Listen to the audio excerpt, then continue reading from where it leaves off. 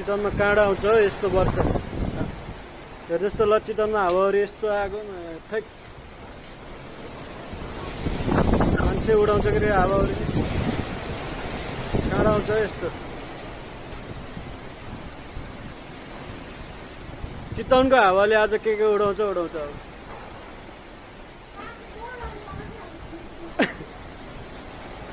ल है गाइस चितवनको हावाले अब के उडाउँछ हेर्नुहोस् है यहाँ